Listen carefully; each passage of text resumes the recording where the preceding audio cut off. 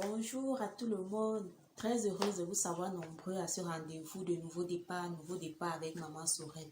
C'est votre rendez-vous avec la connaissance, bien évidemment. Vous qui désirez avoir des astuces pour mieux relancer votre carrière, vous désirez avoir des clés pour améliorer votre comportement au quotidien, pour que votre vie sentimentale, votre vie professionnelle, votre vie spirituelle, même votre vie familiale puisse exceller, puisse marcher. Donc, c'est cette émission-là qui vous donne en fait l'occasion de vous ressaisir, vous qui étiez par exemple tombé ou alors qui aviez fait beaucoup d'erreurs par le passé. Et je vous avais promis dans une émission passée que j'allais faire une vidéo sur la communication. Donc, c'est la communication dont nous allons parler aujourd'hui parce que je me suis rendu compte que la majorité des problèmes ou alors la majorité des erreurs que les personnes font au quotidien et qui affectent comme ça leur environnement, qui affectent leurs relations professionnelles, leurs relations d'affaires et tout, était tout simplement dû à, à une mauvaise communication, je vais dire ça comme ça. Donc, cette vidéo sera ancrée exclusivement sur qu'est-ce que la communication, comment bien communiquer, comment améliorer sa façon de parler, comment réagir même face à la critique, face aux menaces, face aux insultes, face à la pression. Comment même réagir lorsque, par exemple, on est appelé, par exemple, à trancher une situation. Ça peut être en famille, ça peut être entre amis, entre collègues. Comment pouvoir bien réagir sans prendre parti pris et ainsi de suite, sans avoir des positions et tout et tout. Comment même maîtriser son stress, comment maîtriser la pression du travail, comment travailler dans une atmosphère qui nous pousse à chaque fois. Comment donner le meilleur de soi en fait. Donc, c'est de ça qu'il s'agit. Donc, dans cette vidéo, excusez-moi, nous allons comprendre déjà ce que c'est que même la communication. Et dans une autre, nous allons vous donner maintenant les clés. Comment faire pour bien communiquer, que ce soit avec son mari, avec son patron, avec ses collègues, avec ses enfants, sans les frustrer, sans ne pas être cette personne-là qui est toujours pointée du doigt parce que trop susceptible ou alors trop colérique, trop asservie, trop manipulatrice, ainsi de suite. On va voir tous ces différents types de caractères afin que si vous vous retrouvez dans l'une ou l'autre posture, que vous justement vous puissiez avoir les clés pour prendre de meilleures résolutions, pour prendre de bonnes initiatives par la suite. C'est ça le but de ce programme Nouveau Départ. Donc, qu'est-ce que la communication? C'est juste après ce générique.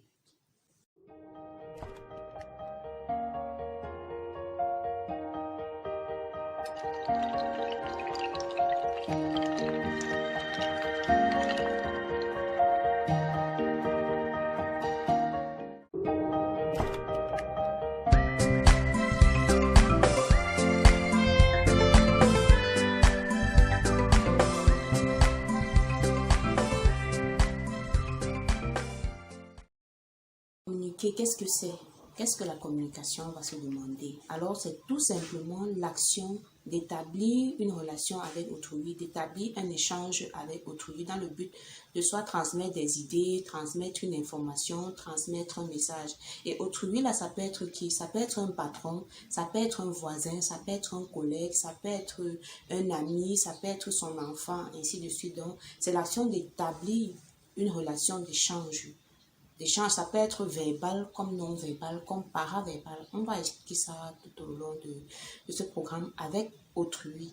Donc, c'est ça de manière simple, ce qu'on pourrait comprendre par communication. Donc, il faut quelqu'un qui émet l'information et maintenant quelqu'un aussi qui reçoit l'information. Donc, il y a deux entités en présence. La personne qui émet l'information et celle qui est censée recevoir. Et pour recevoir cette information, il faudrait qu'elle ait cette capacité ou alors cette aptitude d'écoute, cette aptitude de compréhension et surtout de comprendre les méthodes ou alors le canal, le code même que la personne a utilisé pour pouvoir déchiffrer le message ou l'information reçue. Ça peut être la langue utilisée, les signes, ainsi de suite, les mimiques et le caractère. Bref, il faudrait comprendre son émetteur en fait pour pouvoir comprendre l'information que cette personne voudrait nous passer.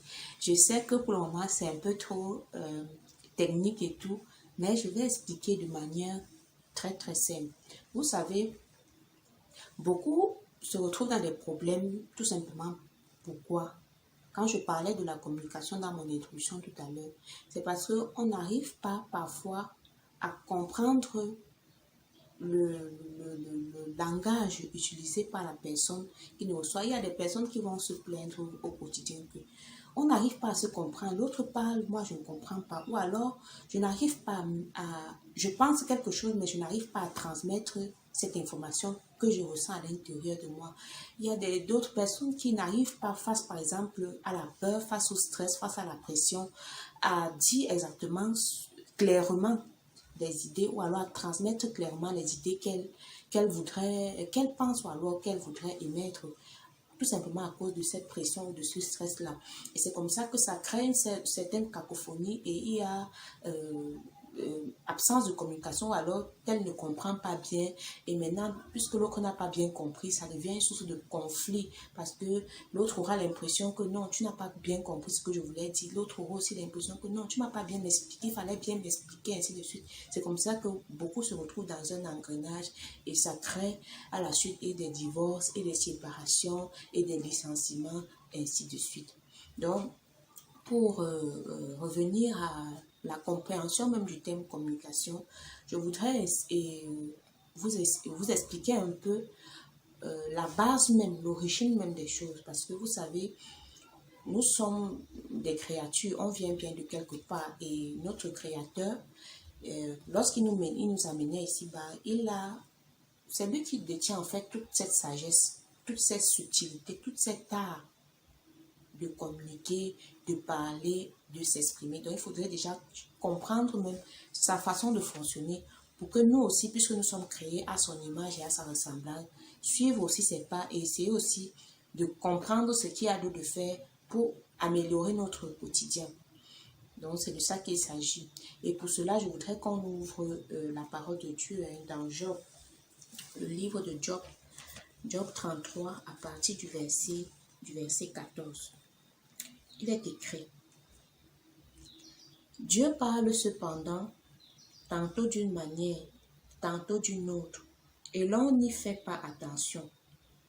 Il parle en songe, en vision nocturne, quand un profond sommeil tombe sur les hommes, quand ils sont endormis sur leur couche.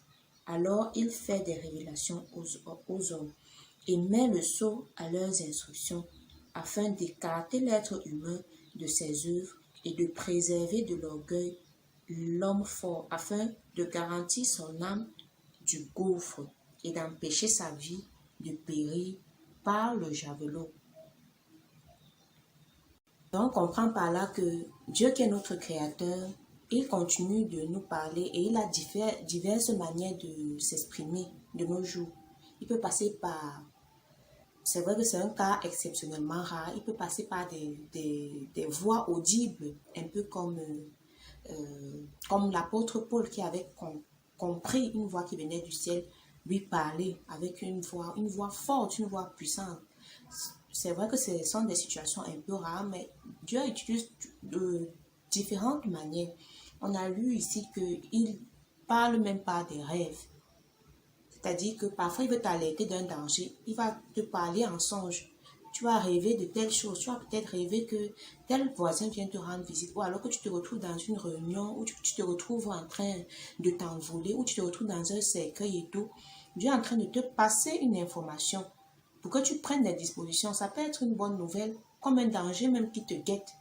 Et quelles sont même les dispositions à prendre face à ce message que tu as reçu? Il peut te parler par une vision, comme le passage nous le dit. Quand l'homme est dans un profond sommeil, parfois tu es dans un profond sommeil comme ça, tu as une vision. Tu te vois par exemple en train de parler à une foule de personnes ou alors en train d'organiser des choses. Ce sont des messages que tu reçois sur le plan spirituel. Et le but de tout ça, c'est quoi? De tous ces messages qu'on reçoit de Dieu, c'est quoi? C'est de nous protéger de tout danger, de nous aviser par rapport à certaines situations qui sont en train d'être orchestrées, par exemple, dans le monde des ténèbres, contre nous, pour nous éviter un éventuel danger, une éventuelle catastrophe, donc de nous inviter à prendre des dispositions. Lorsqu'on comprend même d'abord déjà le message reçu, de nous pousser à prendre des dispositions pour éviter telle chose. Ou alors, lorsqu'il s'agit par exemple d'une bonne nouvelle, de vraiment bien aussi prendre des dispositions pour pouvoir prendre cette bénédiction-là. Ça peut être ton mariage qui vient, tes enfants qui viennent, ça peut être une grande opportunité d'affaires qui arrive, ainsi de suite. Et Dieu va parler par des signes. Il peut, en dehors même de te parler par ses visions et ses rêves, passer même par une personne pour te parler. Il peut passer par un programme que tu vas regarder pour te parler. Il peut passer par beaucoup de manières pour te parler. Et justement, puisque nous, les hommes, nous sommes créés à l'image et à la ressemblance de Dieu, on a aussi diverses manières pour s'exprimer. Et dans ces différentes manières-là, il faudrait comprendre le message de fond, comprendre la quintessence. Est-ce que c'est une idée? Est-ce que c'est quelqu'un qui est en train de m'avouer sa flamme? Est-ce que quelqu'un est en train de m'alerter par rapport à un danger? Je veux prendre par exemple le cadre professionnel. Lorsque par exemple tu es en train de travailler quelque part et que à chaque fois tu reçois des demandes d'explication, même si ton patron verbalement ne vient pas te dire que je vais te chasser, le simple fait que tu reçois ces demandes d'explication, c'est déjà des signes pour te dire que vraiment tu es en train de t'égarer. Essaie de revenir, de te ranger. Essaie de revoir ton comportement. Peut-être tu arrives en retard tout le temps. Peut-être tu es quelqu'un qui, dans le service, est tout le temps en train de faire des calomnies, de cogner les têtes, de faire des coups bas et tout. Donc, ces différentes demandes d'explication que tu vas recevoir sont déjà des messages que tu dois comprendre que non, il faudrait que moi-même je me ressaisisse pour ne pas être chassé de mon travail. Toujours dans le cadre professionnel, la personne peut passer par des demandes d'explication, comme ce patron peut aussi venir verbalement vous le dire. Et là, on voit la communication verbale. La personne peut venir verbalement vous dire que vraiment, ce que vous êtes en train de faire ne m'arrange pas. Et il y a des patrons, par exemple, qui sont de nature autoritaire et qui vont le faire peut-être en vous insultant, en vous dénigrant et tout. Vous, à votre niveau, puisque vous êtes subalterne, comment est-ce que vous allez réagir? C'est de ça qu'il s'agit. Certaines personnes vont se braquer et vont dire vraiment ce patron est trop dur, peut-être vont démissionner. D'autres vont accepter d'être la serpillère. Donc, toutes les menaces et tout, on sait déjà que ça c'est quelqu'un c'est une cobaye. On peut l'écraser, on peut le piétiner. Comment donc trouver ce juste milieu? Comment toi, en tant qu'enfant de Dieu, trouver le bon équilibre pour ne pas être cette personne colérique qui s'énerve pour la moindre critique, qui s'emporte, qui s'enflamme? Comment aussi ne pas être cette personne aussi qui est tout le temps la serpillère, le paillasson dont on se moque tout le temps, dont on vient essuyer les pieds dessus tout le temps et qui est tout le temps toujours aux oubliettes. Lorsqu'il y a promotion, vous n'êtes jamais sur la liste. Vous avez toutes les compétences, vous avez tout le potentiel possible pour être promu, pour être directeur et tout. Mais à cause de votre caractère qui est introverti, vous êtes complexé, vous avez peur, vous êtes stressé, vous ne parvenez pas à vous affirmer. Et maintenant, parce que ce sont les différents caractères que je suis en train d'expliquer comme ça. Il y a des personnes colériques, par exemple, qui aiment prendre le devant des choses, qui ne supportent pas la contradiction et tout, qui aiment s'imposer et tout. Comment donc, puisque tu viens dans l'entreprise de quelqu'un, et il y a ton chef, il y a quelqu'un qui a une autorité, qui exerce une autorité sur toi. Comment donc dans cet environnement-là, toi avec ton caractère dur, qui aime commander, qui aime avoir les personnes à ses pieds et tout, comment tu vas te comporter donc dans ce sillage-là? Et aussi une autre nature, parce qu'il s'agit de 3 types de caractères. Les personnes très fortes de caractère autorité, ceux-là qui sont plutôt assujettis. Et maintenant, ceux qui sont plutôt manipulatrices, donc dans l'entreprise, personne n'arrive à les discerner. Elles portent des masques en fait. Elles sont sournoises. Aujourd'hui, elles embrassent tel, demain, elles sont avec tel. Donc, elles ont plusieurs facettes, plusieurs visages. Comment donc, dans cet environnement-là, s'en sortir? Parce que c'est de ça qu'il s'agit. Et je prends même aussi le cadre des couples, des relations sentimentales. Comment comprendre le langage de l'autre? Comment lire les signes, par exemple, d'un éventuel conflit qui arrive? Peut-être ton partenaire commence déjà à adopter des attitudes bizarres, même si cette personne Ça peut arriver, oui. Ça peut arriver que la personne même te dit verbalement que vraiment, dans ta manière d'entretenir la maison, ça ne me plaît pas. Ta manière d'encadrer les enfants, ça ne me plaît pas. Et certains partenaires vont le faire de manière arrogante, de manière insolente, que tu es malpropre, tu es comme si tu es... Et c'est comme ça que l'autre en face qui reçoit ce genre de message se ferme complètement et entre dans leur côté en fait et trouve en fait que leur partenaire est trop méchante, est trop dur, est trop insensible et tout et tout. Que malgré tout ce que je fais, tu ne vois pas mes efforts, tu ne vois pas comment j'essaie de me battre et tout et tout et tout. Et c'est un langage dont la personne a un langage très fort et l'autre aussi cherche aussi à se justifier et à trouver des raisons et c'est comme ça que ça crée un électrochoc.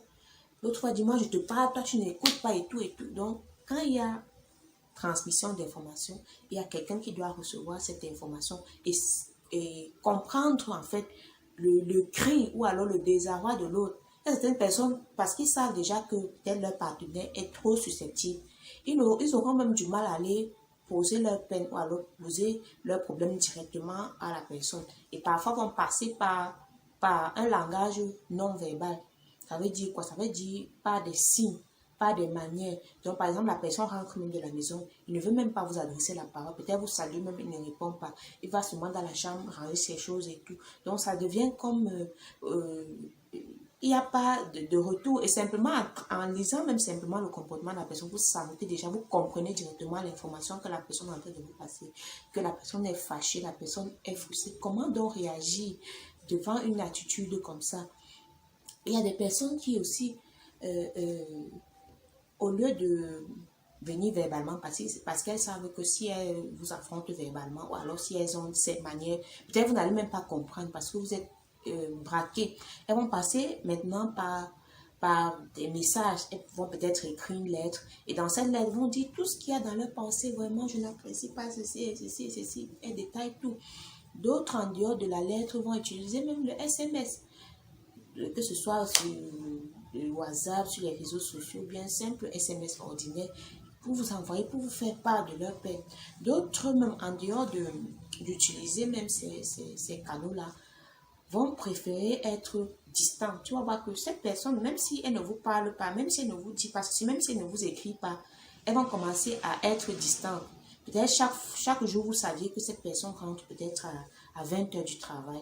Cette personne va commencer à trouver des raisons. Elle va commencer à rentrer peut-être après minuit, à 3 heures, 4 heures. Vous allez commencer à vous poser des questions. Donc, c'est déjà un message aussi, une information que cette personne est en train de vous poser. Donc, une préoccupation que cette personne est déjà en train de poser sur la table. Donc, il faudrait que vous compreniez le langage de la personne. Non seulement que cette personne va commencer à rentrer tard, même dans ses fréquentations, vous allez noter un changement. Peut-être cette personne qui d'habitude n'avait même pas d'amis, vous voyez que maintenant, il a 2, 3 amis parce que avec ses amis, il peut communiquer et ces personnes sont réceptives. Lorsque par exemple, il pose un problème, ils vont dire que vraiment, je vous comprends, vraiment, moi-même j'étais donc ils sentent vraiment des personnes qui ont l'oreille attentive face à leur douleur, face à leur souffrance parce que derrière chaque crise, il y a une douleur à la base. Donc la personne qui émet l'information a au fond d'elle à la base déjà une douleur, déjà un cri. Ça peut être ton époux, ton épouse, ça peut être ton patron, ça peut être quelqu'un même de ta famille, soit voilà, ou bien même le voisinage au quartier. Peut-être tu vas même saluer tel voisin, ne répond même plus parce que il a peut-être il y a eu des accrochages entre vous en amont. Peut-être vous lui deviez de l'argent et puis vous avez retardé avec la solde ou alors vous avez trouvé des raisons. Et puis la personne, même si elle ne vous le dit pas que ça l'a blessé, elle va commencer à manifester. Quand vous êtes au milieu d'eux ou au milieu d'elle, elle vous boude ou elle vous nargue, et tout ça, ce sont des langages non verbaux et c'est toujours des formes de communication. Donc, les personnes peuvent passer par ces différents moyens-là, par ces différentes méthodes-là pour vous passer un message. Et un message clair, que c'est à vous de déchiffrer et c'est à vous de comprendre et surtout c'est à vous de prendre des initiatives pour pouvoir mettre un terme à cette crise-là. ou alors affronter même cette situation de crise-là, parce que c'est de ça qu'il s'agit. Et s'agissant toujours des moyens ou alors des formes que les personnes utilisent pour communiquer, tu vas voir d'autres personnes ne vont pas prendre des amis, ne vont pas prendre des mémis, ne vont même pas rentrer tard, mais vont utiliser plutôt la musique ou alors vont chercher à vous faire écouter certaines émissions, certains programmes pour attirer votre attention sur le message qu'elle voudrait vous faire comprendre. Parce qu'elle sait que peut-être si elle vient pas le dire, ou alors si elle vous affronte directement, vous allez vous fâcher, vous braquer, si elle vous écrit et tout. Donc, elles pourront passer peut-être par la musique. Tu vas voir ton partenaire ou ton épouse, à un moment, donc, dès que tu arrives, mets un certain type de musique. Il y a une musique qui a un message bien précis. Ça peut être du reggae, ça peut être du zouk, ça peut être n'importe quel style. Mais qui a un message fort et un message bien audible qui va te permettre de comprendre. Et à ce moment-là, tu dois avoir la capacité de comprendre que ici, telle personne veut me passer un message. Tu vas voir, la personne va mettre la musique là, mais elle va toujours remixer la musique jusqu'à ce que peut-être tu vas commencer à utiliser ça pour poser une préoccupation que mince, pourquoi est-ce que tu aimes la musique et tout, et ça devient comme un lien pour pouvoir communiquer. Donc, certaines personnes vont utiliser la musique, vont utiliser une émission, un jeu même, pour vous passer leur message, pour que vous puissiez comprendre certaines situations. Tu vas voir, si par exemple ton mari ou ton époux trouve peut-être que tu es pas bien organisé, il va peut-être chercher une émission sur le rangement et puis mettre ça que je voudrais qu'on regarde un film. Et comme ça, quand vous regardez le film ensemble, tu vois comment la personne organise et tout. Il a déjà passé le message et toi, tu comprends. Et à la fin, il va te dire que, waouh, les gens sont rangés. Et ça, c'est pour une manière de te réveiller. Il va utiliser une manière, pas indirecte, mais subtile et aussi pour ne pas t'offenser, pour te faire comprendre certaines choses. Tu vas voir, ça peut aussi passer même par certains compliments que la personne va faire sur certaines personnes. Donc, si par exemple, parce que c'est vice-versa, je tire un peu sur tout le monde, ton épouse trouve peut-être que tu t'habilles pas très bien. Et elle va se mettre à complimenter certaines personnes. Elle va dire que waouh, j'aime quand elle s'habille, quand cette personne s'habille, waouh, il est vraiment élégant, j'aime la manière qu'il met sa cravate. Donc, cette personne, elle ne s'adresse pas à vous directement, mais elle est en train de vous passer un message par rapport à l'idéal qu'elle voudrait, par rapport au style de vêtements, par exemple, qu'elle voudrait que tu portes. Ça peut être aussi l'homme qui apprécie, par exemple, tel collègue ou alors tel membre de la famille, ou bien telle personne à la télé que, waouh, j'aime les femmes classes comme ça, j'aime les femmes dynamiques. Donc, même les compliments que la personne va faire à telle personne par rapport aux aptitudes, hein, ça peut être professionnel, ça peut être même dans la manière de s'exprimer ou alors dans la manière, dans le calme même de certaines personnes pour te passer le message, parce que la personne sait que si elle vient directement pour vous dire certaines choses, peut-être vous allez mal prendre cela et puis ça va devenir une source de conflit. Donc, ça, ce sont les différentes méthodes ou les différents moyens que les personnes utilisent pour vous passer certains messages. Tu vas voir même certaines personnes qui sont intéressées par une fille dans la rue. Comment il y a des personnes même qui m'ont posé, même si je remercie tous ceux qui écrivent, que je ne sais pas comment réagir face à une personne, par exemple, qui me drague dans la rue, qui me fait des avances dans la rue, ou au quartier, ou au bureau, ainsi de suite. Je ne sais même pas comment faire pour réagir. Ou alors, tu vas voir, la personne est bizarre, il vient seulement dire que tu me plais. Moi, ça m'énerve, ça me braque. Moi, je ne sais même pas comment réagir face à ça. Je vais vous donner les astuces dans la prochaine vidéo. Aujourd'hui, j'ai envie d'expliquer bien pour qu'on comprenne bien que la communication, ce n'est pas seulement le langage, mais aussi les différentes méthodes. Il y a même aussi un point très important, l'intonation. L'intonation d'une personne. Ça te permet déjà de comprendre le tempérament ou alors l'état d'esprit de la personne que tu as en face de toi. Tu sais que d'ordinaire, par exemple, telle personne est plutôt posée. Mais si, par exemple, quand il arrive le matin, ça peut être un patron. Il arrive le matin et dit, les dossiers de tel jour, je voudrais ça sur mon bureau à tel. Dans l'intonation, la manière que la personne donne, déjà tu vas comprendre que hey, c'est déjà l'atmosphère est plutôt électrique aujourd'hui. Donc j'ai intérêt à être rangé, à ne même pas à prendre certaines dispositions parce que je sais que je vois que le patron s'y est dans son mauvais jour aujourd'hui. C'est aussi pareil même dans les foyers. Tu vas voir ton mari qui, par exemple, rentrait peut-être joyeux et tout, pour je sais pas moi, un gobelet qui n'est pas, qui a un peu décalé ou alors un pot de fleurs qui est... Pourquoi le pot de fleurs? Déjà, avec cette intonation-là, vous sentez que il y a danger ici. Ici, vraiment, l'atmosphère est plutôt tendue. Sûrement, il a passé une mauvaise journée. Sûrement, il y a des soucis ou alors un stress quelconque qui le dérange.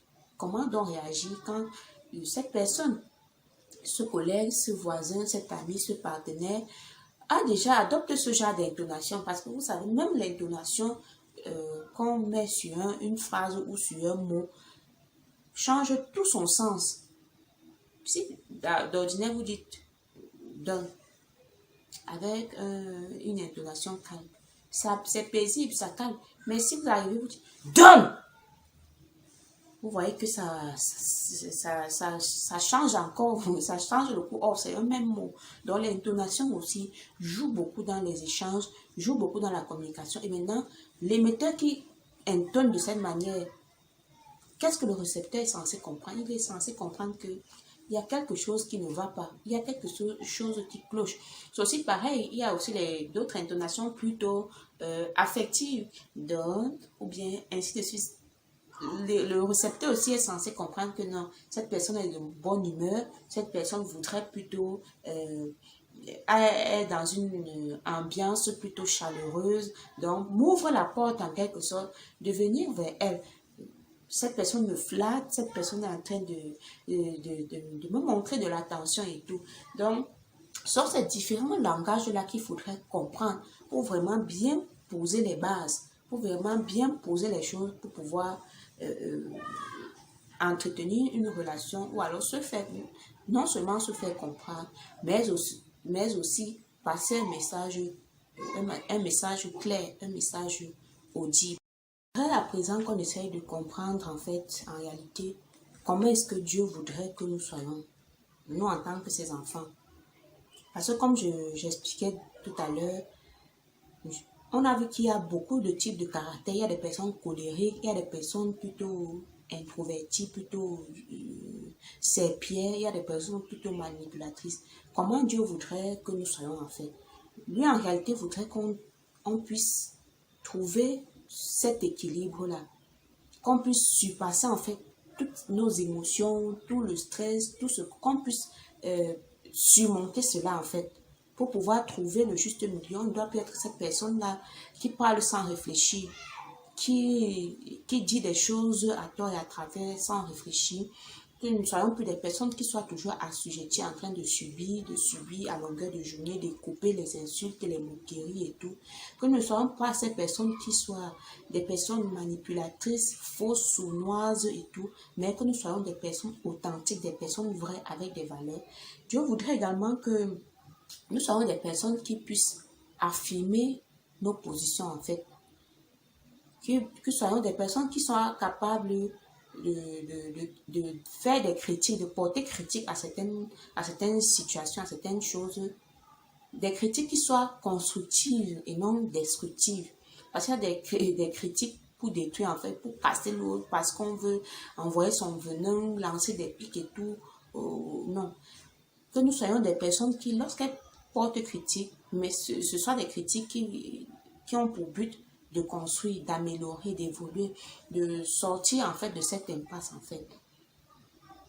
Que nous soyons des personnes qui vraiment qui soient des artisans de paix, qui ne soient pas des sources des occasions de chute en fait pour qui que ce soit.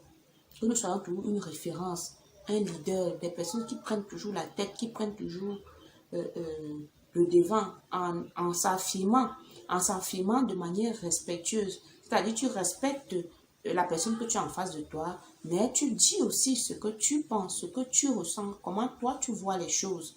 Que tu ne le fasses pas de manière agressive, de manière orgueilleuse, de manière méchante, mais que tu trouves le juste équilibre, autant pour moi, le juste milieu, tu saches bien doser, que face à une situation, par exemple, de haine et tout, Lorsque tu sens peut-être la colère monter, que tu puisses surmonter ça et trouver un bon équilibre.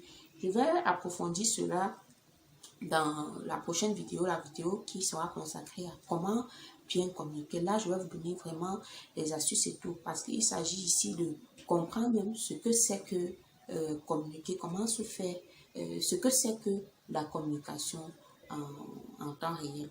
Et comme je le disais tout à l'heure, Dieu voudrait que nous soyons des personnes qui ne parlent pas au hasard. Ceci, je veux qu'on ouvre nos Bibles, en fait, dans Proverbe 18, à partir du verset 21. La Bible nous enseigne que la vie et la mort sont au pouvoir de la langue. Donc, il y a plusieurs passages même dans la Bible qui reviennent toujours dessus. Par exemple, le psaume 141 à partir du verset 3. L'Éternel dit, mets en garde à ma bouche, veille sur la porte de mes lèvres. Mets en garde ma bouche, veille sur la porte de mes lèvres, parce que Dieu sait que parfois on est poussé à travers les choses, à travers même l'éducation qu'on a reçue et tout, on est toujours poussé à sortir certaines animosités. Et quand dans Proverbe 18, la Bible nous enseigne que la vie et la mort sont au pouvoir de la langue, ça veut dire beaucoup de choses. Donc de cette bouche peuvent venir les bénédictions comme peuvent également venir les malédictions. Ça veut dire quoi? Ta bouche peut guérir quelqu'un. Ce qui sort de ta bouche peut apaiser quelqu'un, peut calmer quelqu'un, peut soigner quelqu'un, peut soulager quelqu'un qui est dans les difficultés, dans la détresse. Le simple fait que tu ouvres la bouche et que tu parles à cette personne, ça lui fait un bien fou. Ça l'apaise complètement, ça l'aide énormément. De même que cette bouche peut faire du bien comme ça, cette même bouche également peut faire plutôt du mal. Tout dépend de ce que toi tu utilises pour faire avec. De comment est-ce que tu utilises cette bouche-là. Donc, ta même bouche qui a béni peut également être celle-là qui décourage les personnes, celle-là qui frustre, celle-là qui insulte, celle-là qui maudit, celle-là qui calomnie, celle-là qui blesse. Il y avait souvent une anecdote qu'on utilisait quand on était petit, que la bouche blesse en fait. Et ça te blesse à l'intérieur à travers les paroles qui vont sortir. Ça peut être des paroles dévalorisantes, des paroles frustrantes. Et on le voit dans les couples, dans les relations, les rapports de tous les jours, même au service, en famille et tout. Il y a des personnes qui ont adopté un certain caractère tout simplement à cause des choses qu'elles ont eu à entendre. Donc des personnes ont passé le temps à leur dire qu'elles ne sont rien, qu'elles sont maudites, qu'elles sont moches, qu'elles ont trop de poids, qu'elles sont trop maigres. Et c'est comme ça des paroles de malédiction qu'on est en train de prononcer. Et c'est comme des semences. C'est comme ça que tu sèmes dans la vie de cette personne-là. Et ça va beaucoup la décourager, ça va même la dérouter en fait. Elle qui devait peut-être faire de grandes choses, lui qui devait être un grand, simplement à cause du fait que peut-être vous considérez beaucoup, le simple fait qu'elle avait de l'estime pour vous, le fait que vous lui dites des méchancetés pareilles, ça la désarce une fois, ça casse une fois le moral de cette personne. Donc en même temps, notre bouche peut faire du bien, elle peut faire également beaucoup de mal. C'est pourquoi la Bible nous met en garde. La vie et la mort sont au pouvoir de la langue. Donc veille beaucoup sur ce qui sort de ta bouche. Et pour que quelque chose sorte de ta bouche, il faut bien réfléchir. Proverbe 31 nous enseigne aussi que, à partir du verset 26, elle ouvre la bouche avec sagesse. Il s'agit comme ça de la femme vertueuse, la femme sage. La femme selon le cœur de Dieu. Comment est-ce que Dieu veut qu'une femme soit? La Bible nous dit que elle ouvre la bouche avec sagesse et des instructions aimables sont sur sa langue. Des instructions aimables sont sur sa langue. Donc des instructions, tu dois être quelqu'un en tant que femme. Tu ne dois pas bavarder en désordre. Être la personne qui calomnie, qui insulte, qui dit du mal, non, en désordre. Tu dois ouvrir ta bouche avec sagesse, bien réfléchir avant de parler, avant de donner ton point de vue ou bien avant de trancher certaines situations, avant de prendre certaines décisions, avant de parler d'une certaine façon à ton mari. tu dois bien réfléchir. Est-ce que ce que je suis en train de dire là, est-ce que c'est une instruction aimable que je suis en train de dire? Si tu sais que c'est dans le but de... Mieux tu te retiens, mieux tu ne dis rien, mieux tu gardes même le silence que d'ouvrir la bouche et dire. On connaît beaucoup de relations qui sont gâtées à cause d'une insulte, à cause d'une parole déplacée qu'un partenaire ou une partenaire a eu à dire à la personne. Ça a créé vraiment la personne ne peut pas pardonner la qualité. Si tu me traites de ceci, tu me manques de respect, tu me dis ça, avec tout ce que j'ai fait pour toi, tu m'insultes, tu me sous-estimes, je t'ai pris, j'ai fait de toi ce que tu es, tu me dis ce genre de choses, ainsi de suite. Et c'est comme ça que la personne a parlé certainement sans réfléchir. Peut-être parfois même, les personnes ouvrent la bouche, elles disent des choses, après elles vont regretter que ouais, je ne pensais même pas ce que j'ai dit, je ne sais même pas ce qui m'a poussé, je ne sais même pas pourquoi est-ce que j'ai même dit quelque chose comme ça. Donc ce sont des erreurs dans lesquelles on tombe. Et puisque Dieu connaît tous les moyens, il a tout mis, tout instruit dans sa parole. Et je crois qu'on va entrer en profondeur pour ne pas que la vidéo soit très longue. On va entrer en profondeur au cours de la prochaine émission pour vous donner vraiment les clés pour pouvoir savoir comment réagir face à des situations de pression, face à des insultes, des moqueries, face à des coups bas, et ainsi de suite. Donc, si vous vous retrouvez dans ce cas de figure, vous avez du mal à dire ce que vous pensez, vous avez du mal à prendre des décisions, à vous affirmer, vous avez du mal à mettre, vous êtes trop stressé ou alors vous aimez trop insulter, vous êtes tout le temps impulsif, arrogant et tout, vous ne savez même plus quoi faire. Vous vous dites que non, c'est votre nature, les gens vont se mettre coupés comme ça. Non, au contraire, les gens vont plutôt vous fuir. Si les gens même sont derrière vous, c'est parce que peut-être elles savent qu'elles prennent votre argent, elles savent qu'elles ont leur relation derrière vous, vous êtes celui qui va pistonner leur réseau et tout. C'est l'unique raison. Donc, par amour, quoi, les gens vont plutôt vous éviter en fait parce qu'elles savent que vous êtes quelqu'un d'infréquentable quelque part. Et ce n'est pas une bonne chose. Un enfant de Dieu est quelqu'un qui est équilibré, qui sait se maîtriser devant certaines situations, devant certaines pressions, devant l'attitude d'un subalterne, devant l'attitude d'un employé, qui sait comment trouver les bons mots, trouver les mots qui non seulement vont vous aider, vont exprimer ce que vous voulez, ce que vous pensez clairement, mais aussi vont plutôt pousser la personne à revenir sur le bon chemin. À revenir sur le bon chemin parce que c'est de ça qu'il s'agit. Et ça ne veut pas dire, quand je parlais de comment est-ce que Dieu voudrait qu'on soit des personnes qui ne se fâchent jamais ou bien qui, non. Il y a des situations où tu es appelé à réagir. On va prendre le cas de Jésus. Jésus qui était le Fils de Dieu, qui était celui-là qui est plein d'amour et tout. Mais lorsqu'il a vu le comportement des personnes dans le temple, des marchands dans le temple, il n'a pas hésité à aller aux mains. Il a cassé, tapé, tabassé. Si par exemple tu te retrouves dans une situation où tu te fais agresser, il y a des moments où ton agresseur comprend le langage de la violence. Alors là, tu sors aussi tes coups de poing pour te défendre quelque part. Donc il y a des situations où tu es appelé à trouver le juste milieu, le juste équilibre devant les situations. Il faudrait savoir comprendre, savoir lire, savoir voir aussi où est le danger, où est la faille et tout, pour savoir comment bien faire. Je crois que nous allons aborder cela dans la prochaine vidéo. Donc, si vous vous sentez mal, votre couple bat de l'aile parce que peut-être vous vous êtes disputé, vous ne savez pas comment faire pour pallier à cette situation avec votre partenaire, peut-être même au travail, vous ne savez même plus où donner de la tête parce qu'il y a comme des clubs, comme des réseaux pour vous saboter et tout, vous êtes perdu. Vous êtes frustré, vous n'arrivez pas à vous exprimer, vous avez l'impression que vous ne vous faites pas comprendre, vous n'arrivez pas à affirmer vos positions. Si vous vous sentez dans ce cas de figure-là, vous pouvez m'écrire inbox dans mon adresse que je vais laisser dans la barre de description. Là, je vais vous accompagner si vous avez besoin d'un accompagnement, si vous avez besoin de conseils, si vous avez besoin même d'un suivi personnel, vous avez besoin de quelqu'un à qui parler, à qui vous confier, qui va vous aider sans vous juger, sans vous porter critique, à donner vraiment la meilleure version de vous-même, à prendre un nouveau départ dans votre relation, que ce soit votre relation d'affaires, votre relation spirituelle, votre relation familiale et tout. Je suis là pour vous, je suis Maman Sorette. Merci d'avoir regardé. On va se retrouver à la prochaine vidéo. Et dans cette vidéo, je vais vous parler de comment faire donc pour bien communiquer dans son couple, dans ses affaires, avec ses enfants et tout. Comment parvenir à bien exprimer ce qu'on pense sans être une serpillère, sans être méchant, sans être arrogant, sans être manipulatrice. Comment trouver le juste équilibre? C'est ce que nous allons voir à la prochaine émission. Merci d'avoir regardé et on se dit à très bientôt pour la suite. Au revoir.